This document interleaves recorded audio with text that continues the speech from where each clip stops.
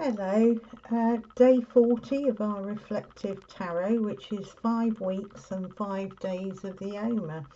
So we're 9 days off really from the end of these daily readings. So incredible. And if you've watched from the beginning, thank you so much.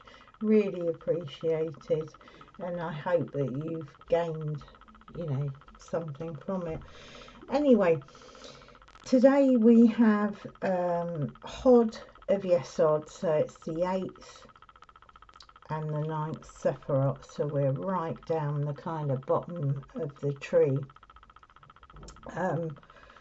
So I have the 8 and the 9 of Wands, and I also have the Star. Today my reflection was quite broad. I'll bring it down to the personal in the end, but I'm talking about things like humility, devotion, diversity, and that's from Hod, and foundations, channel, intimacy and relationship from Yesod, but on a bigger level really, rather than on a personal level, although we need to relate it to the individual level.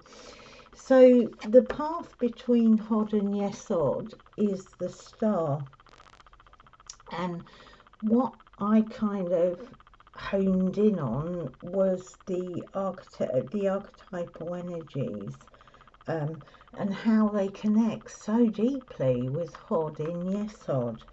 Hod in Yesod.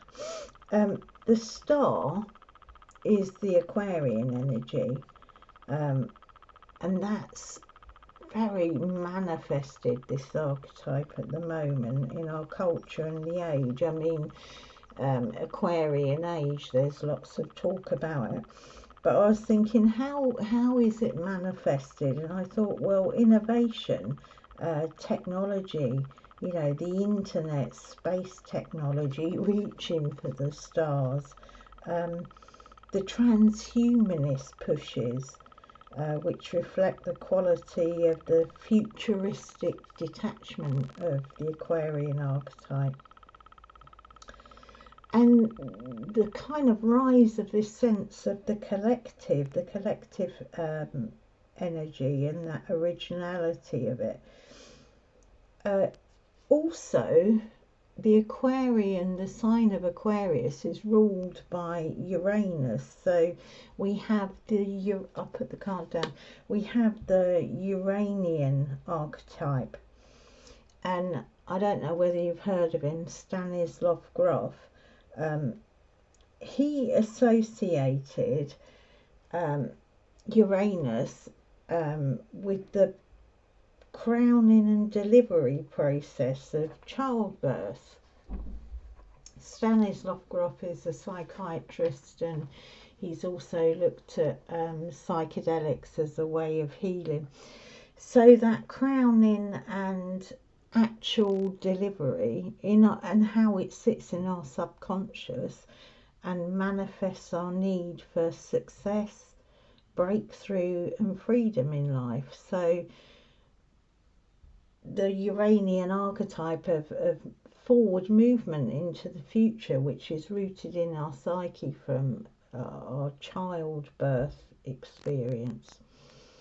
So this archetype also pertains to, as I said, the collective, the universal mind, the anima mundi.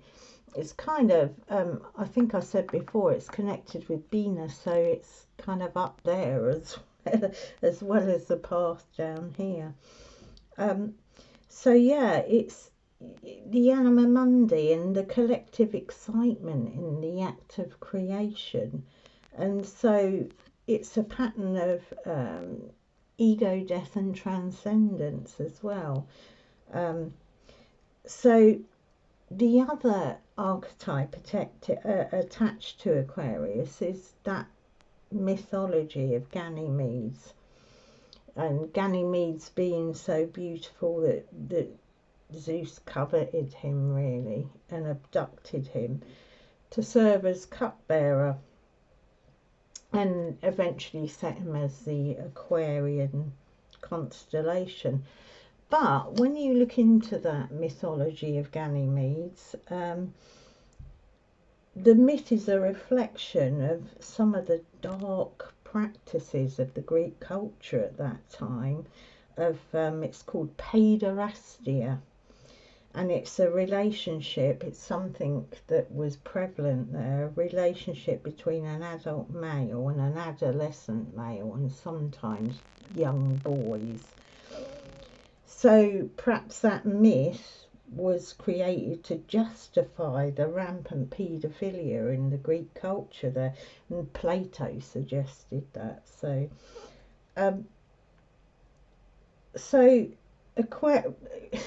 just drop that in, it will have some bearing. Aquarius was historically ruled by Saturn, Kronos, time, and Saturn in the mythology castrated Uranus in the myth, and there's that clashing energies that you hear the astrologists talking about. It's from the mythology, and that's the clashing energy, yeah, of the two outer planets.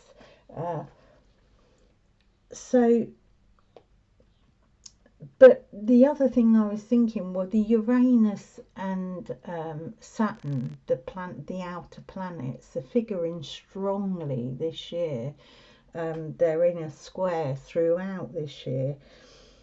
Yeah, so all these kind of archetypal energies, they bring some light aspects and dark aspects, reflected as all archetypes do. But Saturn, the planet, represents like the old order, and Uranus, the new, like the future. So I was thinking, in this respect, we need to collectively understand, being a collective energy, where we've been in our past and where we're headed in our future. My reflections brought me to looking at the 1960s, which is, I was born in the 1960s, but it brought that revolution, revolutionary energies, the advances in technology, and particularly I was thinking about the birth control pill, which gave people sexual freedom, the ability to explore and break out of repressed sexuality, and particularly for women, it gave people the freedom to choose the size of their family or whether to have children. The freedom, though, because there's always that shadow side, so that freedom exercise did bring about the shadow of that, because they were moving. We move constantly in archetypal energy, even though we're not always aware of it.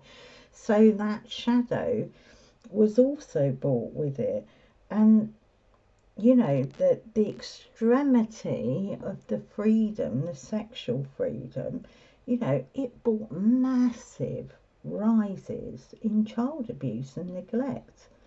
And today we're seeing the breakdown, that breakdown that is still resonating throughout society in that, breakdown within the family unit, and this wounding, that comes with the Nine of Wands. So it's that attempt in the 60s to escape through technology. They're escaping the extremes of, the past religious dogma about sexual purity, and the social conditioning.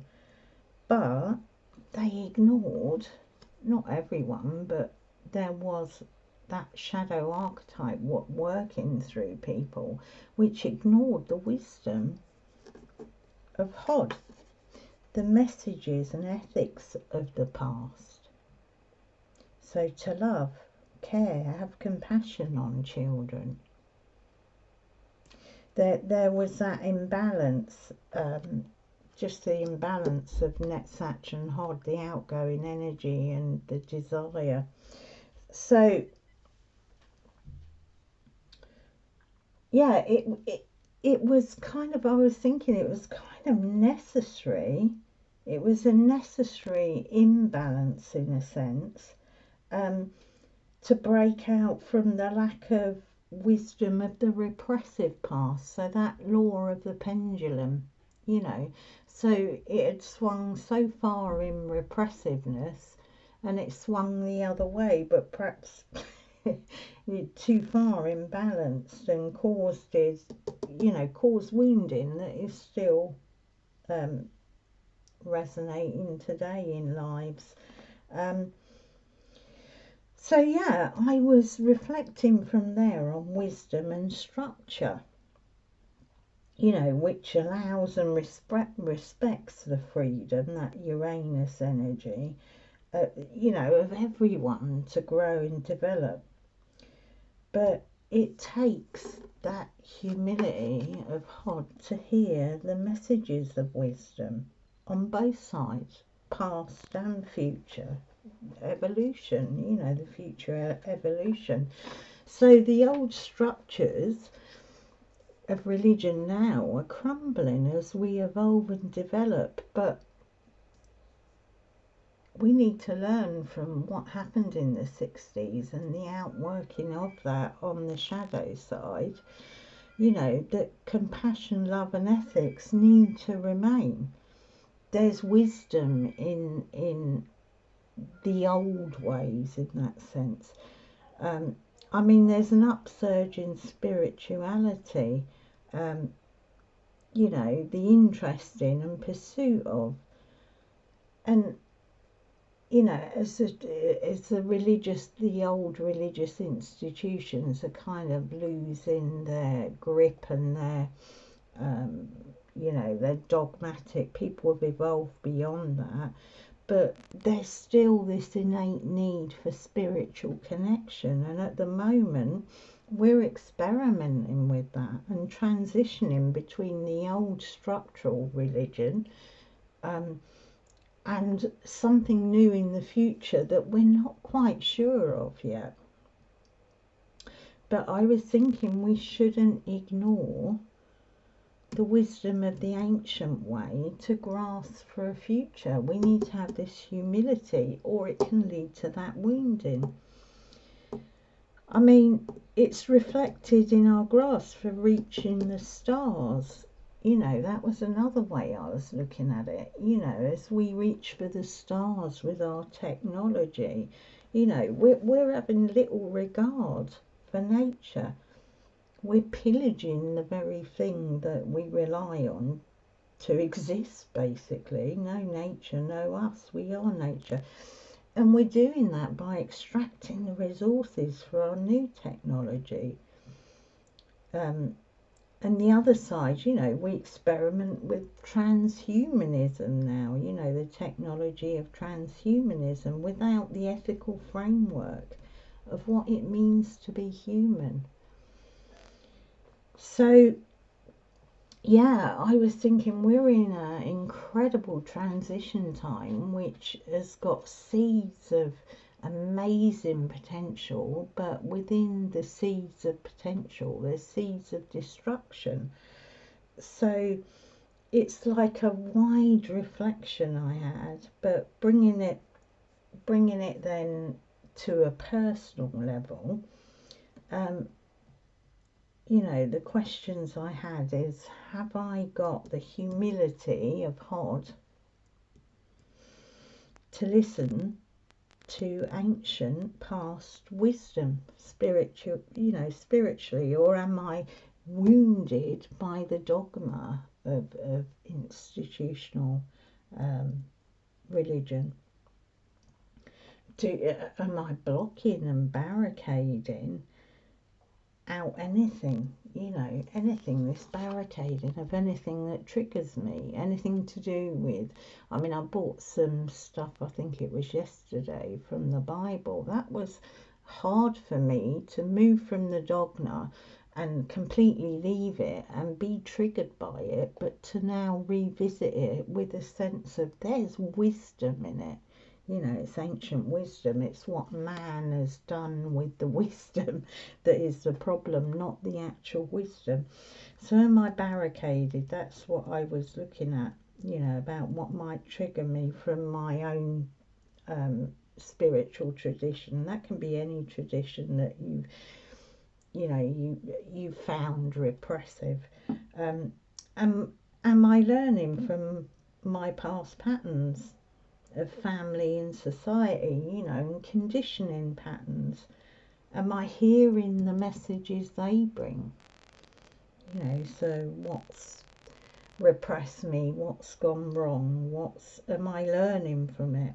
Am I listening to the messages, or am I so wounded or have wounded others that I'm ignoring the messages that are coming from that, the learning?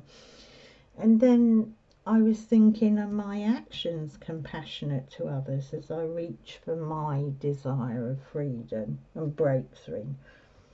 You know, are my plans for the future individually, and then we can put that on the collective level, because anything you do individually, what you do to one, you do to the all kind of philosophy. So, you know, are my plans for my future as an individual and collectively pointing to the repair and healing, which is this tikkamolum of the tree of life, not only myself, the repair and healing of others, the environment, everything that is, or am I sowing seeds that will wound and hamper the evolution of the whole?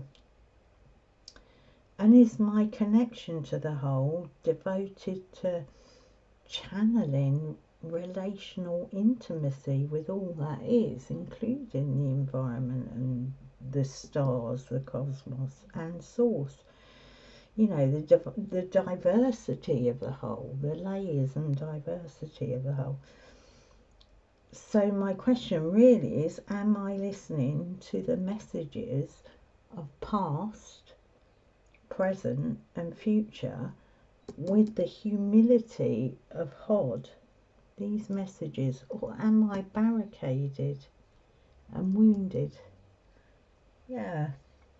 So yeah, that's a lot of reflection, but you can't look at the whole without looking at the self, and we shouldn't be looking at the self without looking at the whole. And that starts with the people around us, but it also pushes out to the whole of, you know, the whole of everything, the all that is. So what I'm going to do is pull us a Rumi, see if Rumi is adding something to this. Yeah, big questions, but I think, you know, it's really important. And this year I think is a really important year astrologically. We had the conjunction in December, that massive conjunction that we could all see in the sky, and now we've got this square that's on and off all year. Go look at the astrologers on the square of Saturn and Uranus. It's interesting because it's old and new, but as I try to reflect, it's there's positive and negatives in both, and we need to look at those seeds, you know, that have been planted in us, that we're planting, and make sure we're benefiting not only ourselves but the whole. Okay. So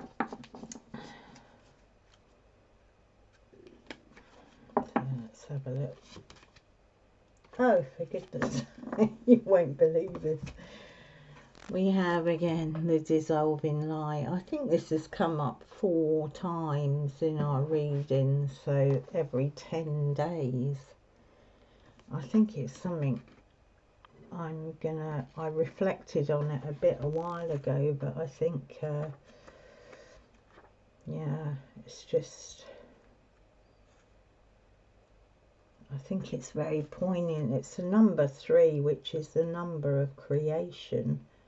The 1, the 2 and the 3. Okay, so I'm going to read it again, because I died as a, these are Rumi's words, I died as a mineral and became a plant. I died as a plant and rose to animal. I died as animal and I became human. Why should I fear anything? When was I ever less by dying?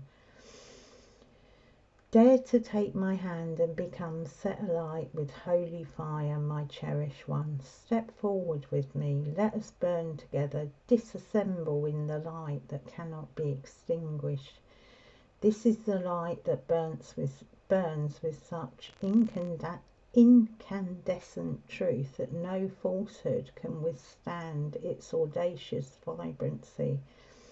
Come with me now to the light, together we shall melt into truth. Yeah, it's, I'm just having a little look at some of the, yeah, I think, there we are, there's a part in here that this oracle comes to you as a sign of that which is to come and soon. So we're talking about future, present, future. The beloved divine presence is calling to you, igniting within your deepest being so that it may have its way with you. The divine wishes to live through you and into the world, reaching into the hearts of many and igniting those hearts into greater life. It is a clever and insatiable lover.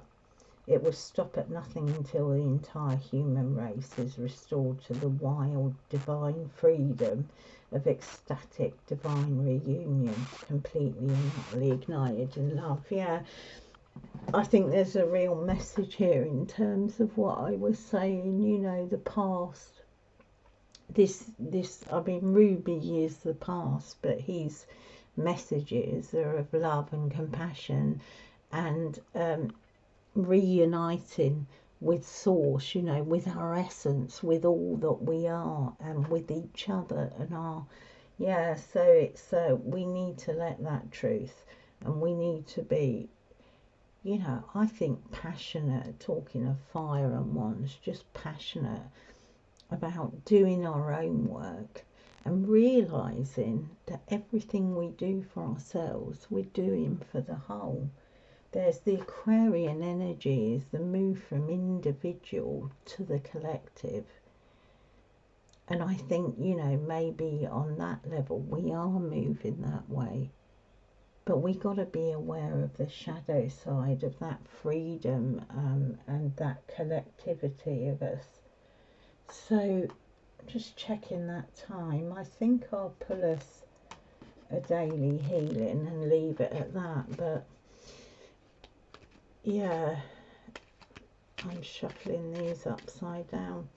Yeah, it's interesting that that's come up so much, but it is basically about truth of who you are, truth of life, of existence, and, you know, reunited, burning away all these barricades we've got, all these, he talks about that, the obstacles. Our job is to remove the obstacles that stop the flow, you know, and this is flow of energetic flow of love, healing, compassion.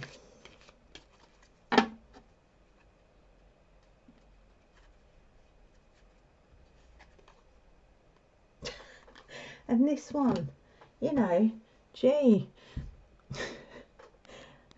do something to improve yourself. Any improvement will make you, any improvement you make will benefit all of humanity.